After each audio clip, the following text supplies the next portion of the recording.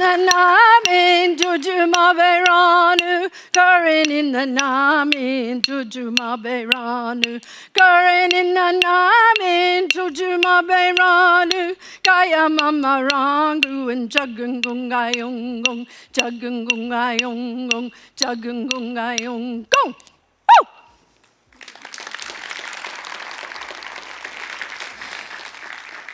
A thank you to the Ngunnawal elders who are always here with us on this country, to their leaders, past and present, and to those who are emerging. We thank them for having us on their country, and for me to have been able to live in this beautiful place for so long. I come from the edge of the desert in Queensland, so it's very different. Today I'm going to talk to you about sacred leadership, something that I spent a very long time learning about. So, what is sacred leadership? I spent 7 years at ANU thinking about the sacred leaders in my life, in my culture, and thinking about the leaders in white culture. Imagine if the main quality of our government, our politicians, our business leaders, our community and social leaders was humility. Imagine that. Imagine somebody being humble about being a leader. The two usually do not go together. But to be a sacred leader in our culture requires the practice of humility for quite a long time before you're invited to be an elder by those elders who have already done that in their life. So, what are sacred leaders? The people on this screen, Professor Robert Keegan of Harvard University spent 40 years in educational psychology looking at leaders in the business world, in the education world, and he studied more than 3,000 companies with the myriad of leaders in those companies, and he came up with traits and characteristics of higher levels of thinking and higher levels of consciousness in people that inspired other people to follow. 10 years ago, I found this incredibly interesting. He said people like the Dalai Lama, Nelson Mandela, Martin Luther King, Mother Teresa, ordinary people who, because of something that came into their life, did extraordinary things. And all of us have the potential for this. Mother Teresa was a nun in Albania who went to the slums of Calcutta and saw people on the streets, and in their faces she saw Jesus Christ. And she felt like her Christian duty was to take care of the poor. And she did that all her life and inspired others to do the same. The Dalai Lama was kicked out of his country, and he inspired other people around the world to think about the human rights of Tibet and the human rights of people whose countries are taken over by violence and force. Nelson Mandela was a young man who went through his cultural, spiritual journey of his clan. He then became what we might consider a terrorist. He took up arms against the apartheid regime. He was then put in jail for a very long time, and during that period of time of hard labour, he started to think about who and what he was. And he came out of there and he led a country into transformation, but his children say that he was an ordinary human being, an ordinary father who disciplined them.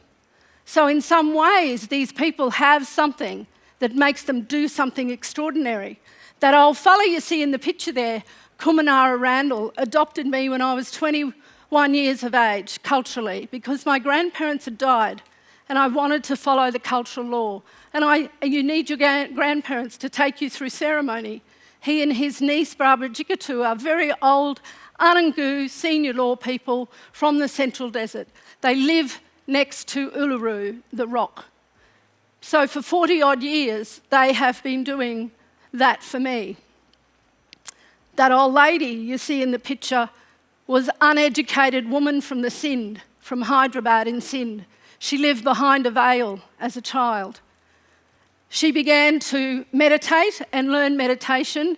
She established a university that is now or helped establish a university that is now a UN peace messenger around the world with thousands of centres, and all they do is teach meditation because they believe that our humanness, our spirituality is to be at peace with ourselves and with each other. So what is it about sacred leadership? It's about becoming, knowing, being and doing sacredness, emotional intelligence, spirituality in our lives, with ourselves first, with other people, in our culture, our family, with our animal family, with our planet, in our workplaces, and in all our relationships. Professor Keegan, who I already mentioned, did the research to come up with what was the levels of thinking, these highest consciousness levels of thinking. And he found out that there were these 5 levels. Egocentric is where we begin. Most of the people in the world, well, not most, but a big percentage, 15% of leaders in companies are egocentric. Think Donald Trump. It's my way or the highway. They cannot perceive anybody else's needs outside their own. Their needs have to be done first. That's what a child does. That's what a child wants. And they emotionally have not developed beyond childhood. Socialised, the majority of people stay at this level. 50 to 60% of business leaders he discovered were socialised. Their social status was their identity. I'm the Vice President of ExxonMobil. I'm the Prime Minister of Australia. I'm the head of Google. I own Snapchat. Yeah? I live in Vaucluse. I drive a Lexus. I earn $500,000 a year. I have 10 million in investments. These are people who live in the hierarchy of social class. 50 to 60% of leaders of companies in our world. Independent is where we make breakthrough, where somebody has something that happens in their life that makes them look at their value systems, that makes them look at their emotional intelligence, makes them transform their behaviour, their thinking, and they do the inner work that requires that. They usually also have a spiritual foundation, or they start to develop one. They could come from a religious core, but they don't call it religion. It's usually a caring for people, a caring for the planet, a desire to do good, to nurture the world in a positive way. Those people take us then into interdependent and sacred.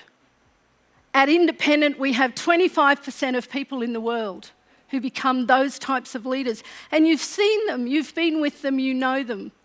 They are people who've been in your lives. They inspire you to follow, they have vision, and they want to make a difference. So how does it come about? Emotional intelligence is learned in our families of origin.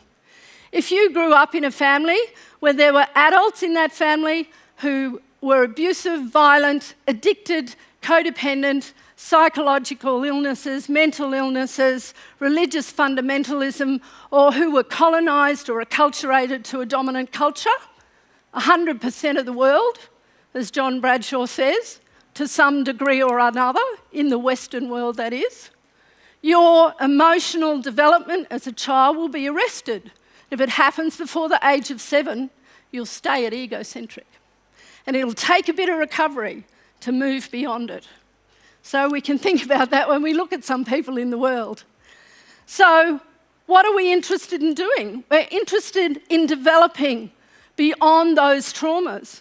We're interested in looking at healthy functionality, where society helps you grow and develop to transit all of those changes in the developmental life. Now, this is a little chart. I know you can't read all those words. I'm not going to read them all, but I'm going to show to you that when I did my research and I showed these to the elders that I talked to, who'd been through, some of them, great traumas, and some of them who didn't meet white people until they were 16 and 17, who'd never left their country and who were not traumatised by colonisation, they said, look at all those little bits where you've got the colours and those words. That's where we do ceremony to help the kids go through those emotional, spiritual transitions of life. That's when we take them out to the desert, and we help them move from one thing to another because they're ready to do it. We rub the little children with ochre when they're little. We smoke them when they're born. We bring them into the world. They're a spiritual, sacred being. We treat them as sacred beings and we bring them up as sacred beings. So Keegan put these two things together, Erik Erikson's work on human psychosocial development and his theory, and that's what he came up with. So if you are not traumatised in any of your development, you're more likely to be able to become a sacred leader. But in my research, I discovered people who were traumatised in Aboriginal culture could go back to culture and spirituality, and they could heal to such a degree that they could become sacred leaders and have the characteristics of sacred leaders. In my life, I had sacred leaders. I watched at least 20 elders before me, and I observed them throughout my life. I watched them be humble. I watched them be able to resolve conflict. I watched them be able to mediate and facilitate. I watched them be able to carry out punishment for murder and rape and be able to do that with a compassionate, empathic and discerning heart. So First Nations knowledge is very ancient. We don't know how long we've been here. Why should anybody like white scientists put a number on how long we've been here? We say that this knowledge is time immemorial. It's cultural, social, emotional, spiritual, and mental and emotional intelligence. It's built into a system of development that was psychologically healthy. We had a lot of time to figure it out.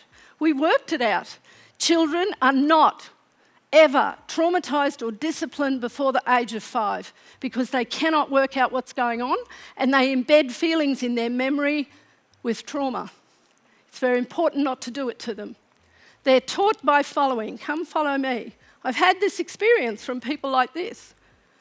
The other characteristics of our culture that teaches us that our elders are our leaders and they are invited to be our leaders because they show humility. Because they mentor other people and they bring everyone up with compassion and love. It's a lifelong learning process. We do it throughout our lives and we have mentors throughout our lives, even in colonised communities, even in communities where they were stolen or there were missions. There are elders still who follow these laws. This is our chukapa, our sacred way of being. We learn the laws of respect and honour the self, respect and honour everyone else I come in contact with, respect and honour country land, and I take care of it. The main law is to maintain and become the embodiment of harmony. Have harmony with myself, my thoughts, my feelings, my actions and my behaviour. I think very carefully about the energy I put out into the world. And I treat everybody the same way. This takes most of your life to learn. I'm 62 and I'm just getting there. My grandfather, Kumanara, who's now passed away, at the age of 88, was the embodiment of Kanyini. After being stolen at 7, taken on the back of a horse for 2 weeks from Kings Canyon to Alice Springs, sent to a camp on an island. He didn't meet his mother before she died. 40 years later, he gets back to his country and he goes through cultural law and business. He becomes a senior lawman and he begins to hold the law of Kanyini and harmony. When I started to go and visit them on country, I learnt and saw the way in which they were so humble regardless of what went on. Didn't mean that they didn't stand up for themselves. Didn't mean that they weren't strong. Didn't mean that they didn't set boundaries. They did. But what they always showed was unconditional love and humility.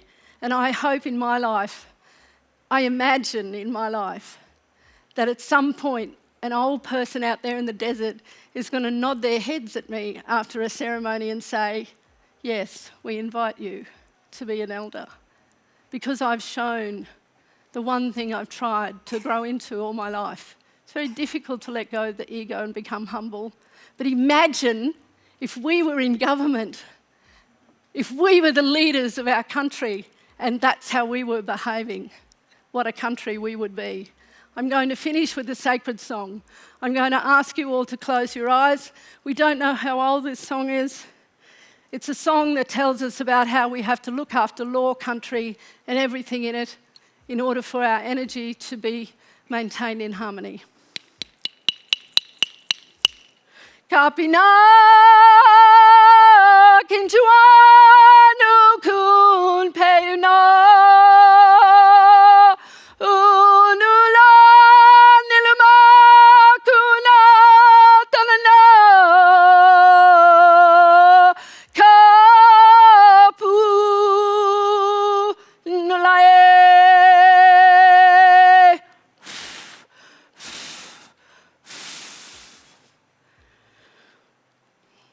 Palya. I'm finished. Thank you.